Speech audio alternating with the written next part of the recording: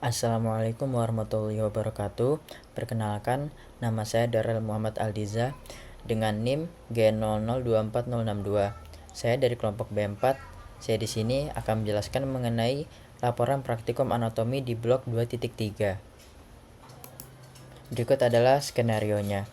Seorang pria berusia 65 tahun bernama Tuan A dibawa ke instalasi gawat darurat oleh keluarganya karena mengalami kelemahan mendadak pada lengan dan tungkai kanan sejak 2 jam yang lalu.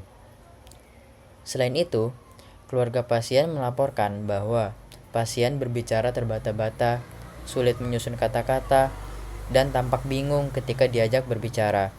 Tidak ada riwayat trauma kepala sebelumnya.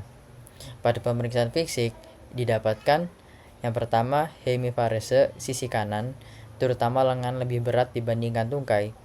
Yang kedua, refleks sisi kanan meningkat dan terdapat Babinski sign positif di sisi kanan. Yang ketiga, hilangnya sensasi nyeri dan suhu pada sisi kanan tubuh, termasuk wajah kanan. Yang keempat, saat diminta menjulurkan lidah pasien menyimpang ke arah kiri. Yang kelima, pasien tampak kesulitan berbicara secara motorik atau afasia non-fluent, tetapi memahami instruksi sederhana. Riwayat medis menunjukkan bahwa pasien merupakan perokok aktif, memiliki hipertensi, dan diabetes mellitus yang tidak terkontrol. Pemeriksaan CT scan kepala menunjukkan infarksi iskemik pada lobus frontalis dan parietalis kiri, terutama di area korteks motorik dan sensorik primer. Terdapat pula iskemia parsial pada pons. Oke. Selanjutnya, untuk soal yang pertama, jelaskan struktur pembentuk circulus Willis, mulai dari bagian anterior hingga posterior. Sebutkan juga fungsinya dalam menjaga perfusi cerebral saat terjadi sumbatan salah satu arteri besar. Oke, jadi circulus Willis itu apa? Circulus Willis adalah jaringan anastomosis arteri yang terletak di dasar otak. Nah, dia itu membentuk sistem sirkulasi kolateral yang penting dalam menjaga suplai darah ke otak jika terjadi oklusi salah satu arteri besar. Nah, struktur ini itu tersusun dari arteri cerebri anterior, kiri dan kanan yang berasal dari arteri karotis interna. Nah, kedua arteri cerebri anterior ini dihubungkan oleh arteri communicans anterior, membentuk bagian anterior dari lingkaran. Nah, arteri karotis interna itu juga memberikan cabang penting berupa arteri cerebri media atau MCA yang meskipun tidak membentuk lingkaran tetapi sangat vital karena menyuplai area-area korteks yang luas termasuk korteks motorik dan juga sensorik primer. Di bagian posterior itu ada dua arteri vertebralis yang menyatu membentuk arteri basilaris. Nah, arteri ini tuh kemudian bercabang menjadi arteri cerebri posterior kanan dan kiri. Nah, arteri cerebri posterior ini kemudian dihubungkan dengan arteri karotis interna melalui arteri communicans posterior pada masing-masing sisi.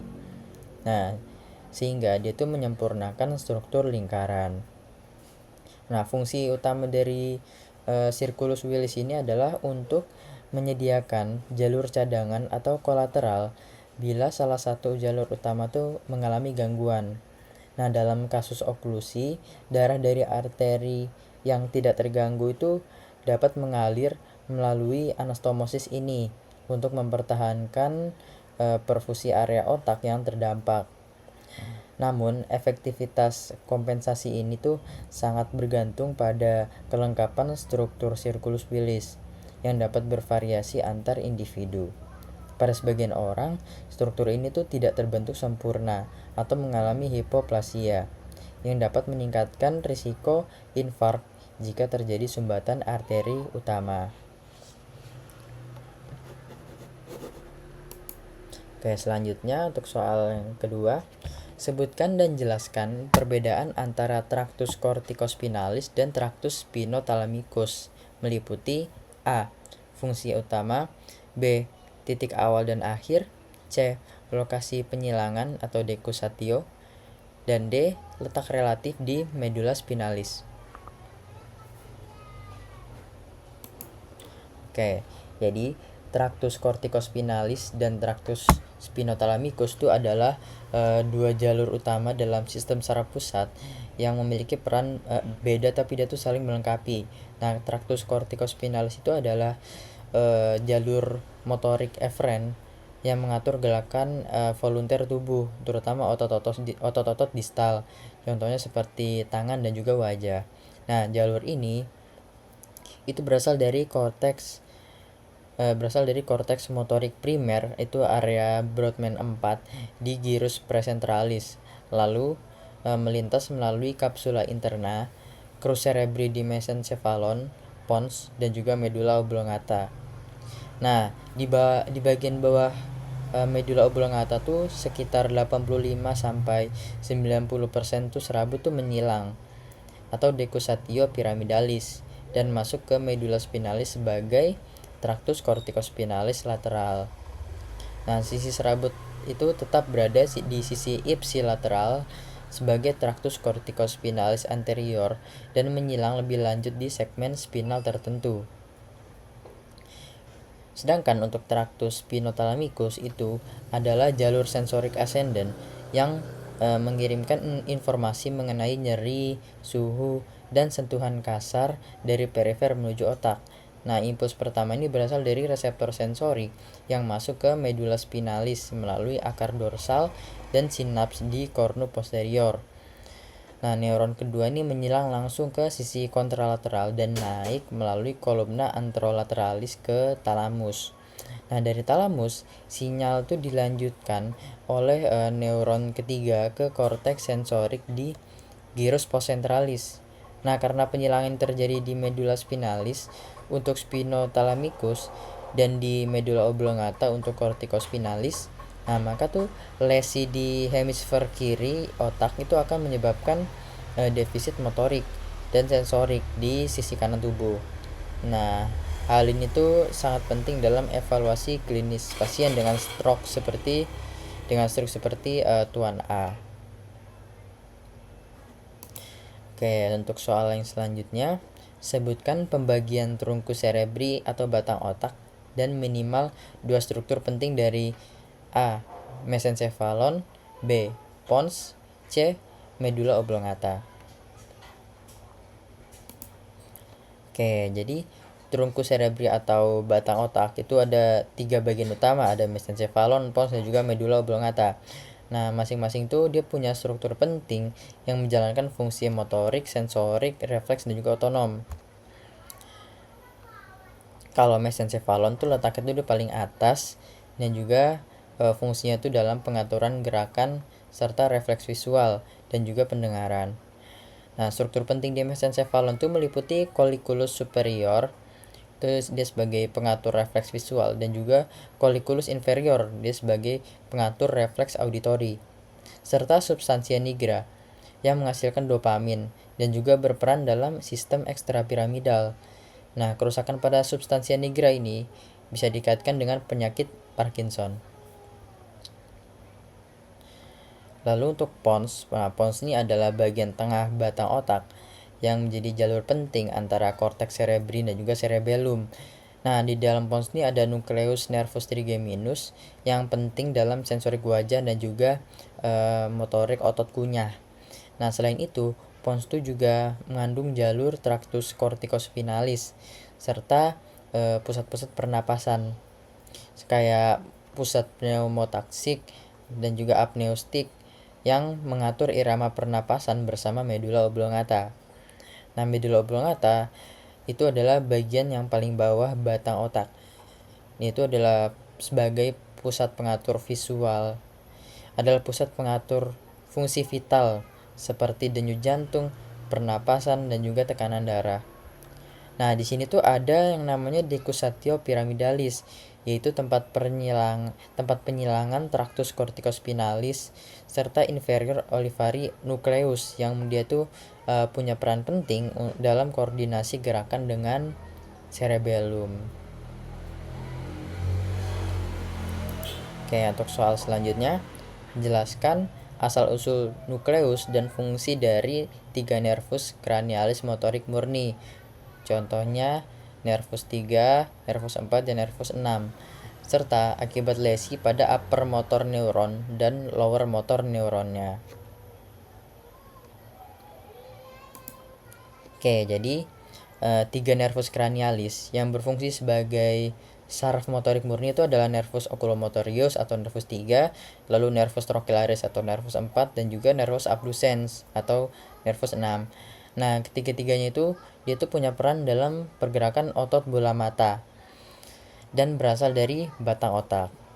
Nah, nervus 3 itu berasal dari mesencephalon dan dia tuh menginervasi otot-otot rectus superior, inferior, medialis, oblik inferior, serta otot levator palpebra superioris.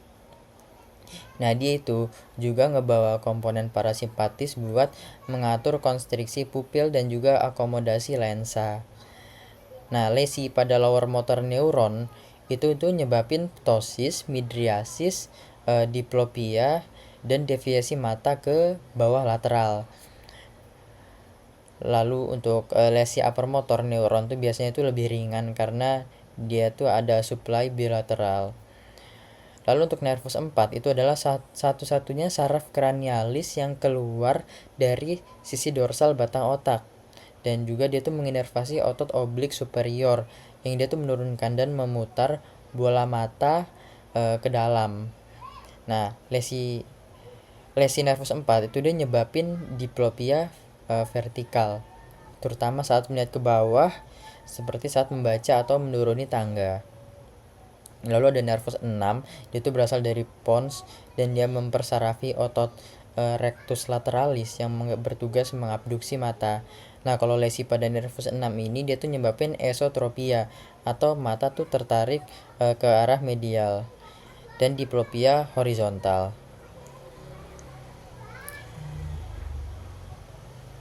Nah, lesi pada upper motor neuron nih itu bisa nggak terlalu nyata karena adanya supply dari hemisfer kontralateral.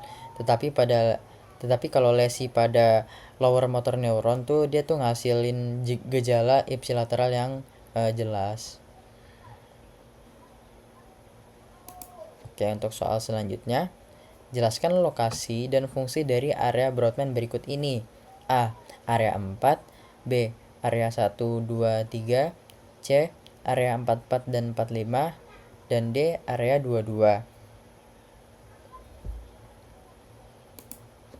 Oke.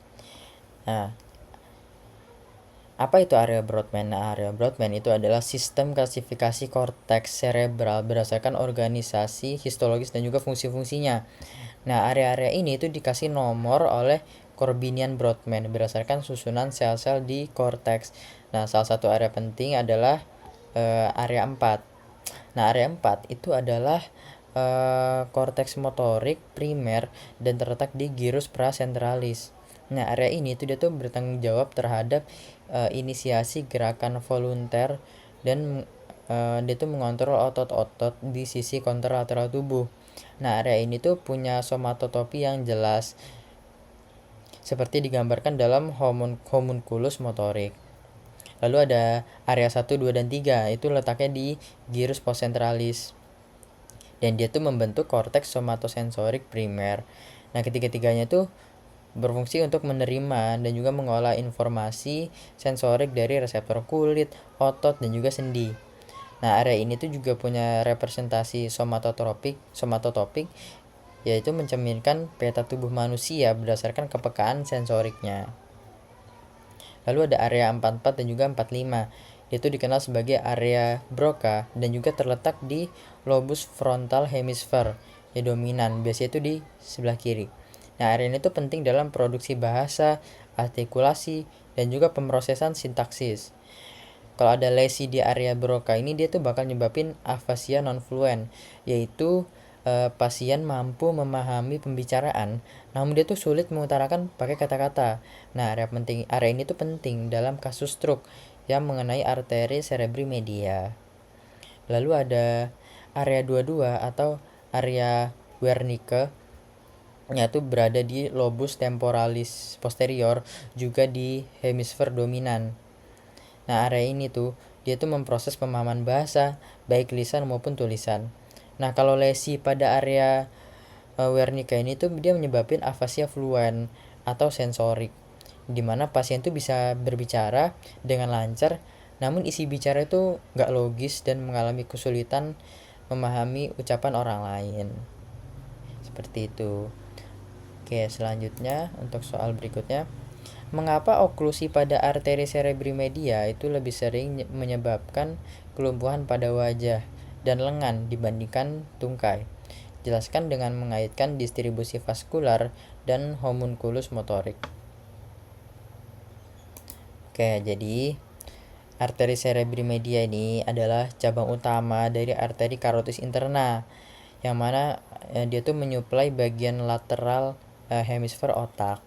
Nah, wilayah ini tuh dia tuh mencakup area korteks motorik dan juga sensorik, yang dia tuh merepresentasikan wajah dan ekstremitas atas serta area bahasa pada hemisfer dominan. Nah, kalau terjadi oklusi pada arteri cerebri media, suplai darah ke area itu tuh bakalan terhenti, sehingga itu dia akan menyebabkan kelemahan atau paralisis pada wajah dan lengan di sisi kontralateral. Nah, representasi spasial tubuh pada korteks motorik tuh dikenal sebagai homunculus motorik. Nah, homunculus motorik itu dia tuh menunjukkan bahwa wajah dan tangan itu dia tuh punya representasi yang lebih besar, karena keduanya itu butuh kontrol motorik yang presisi. Nah, area yang mengontrol ekstremitas bawah itu berada lebih medial dan disuplai oleh arteri cerebri anterior. Nah, oleh karena itu pasien dengan stroke pada arteri cerebri media itu bakalan lebih menunjukkan kelemahan pada wajah dan juga tangan daripada pada tungkai. Dalam kasus Tuan A ini, oklusi arteri cerebri media kiri dia itu menyebabkan kelemahan wajah dan tangan kanan serta afasia non-fluen karena keterlibatan area Broca. Oke, untuk soal yang terakhir, jelaskan mekanisme kompensasi vaskular yang terjadi jika terdapat oklusi pada arteri carotis interna kiri dengan mengaitkan struktur circulus Willis yang terlibat. Oke, jadi ketika arteri carotis interna kiri itu mengalami oklusi, tubuh itu punya sistem kompensasi melalui circulus arteriosus cerebris, circulus arteriosus cerebri atau Willis untuk mempertahankan aliran darah ke otak kiri.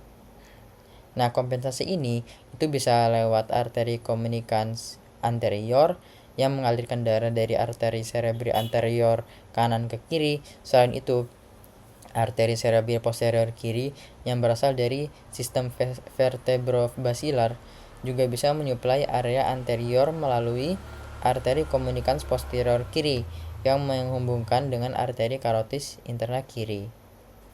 Nah, efektivitas kompensasi ini tuh tergantung pada integritas dan juga kelengkapan struktur circulus Willis.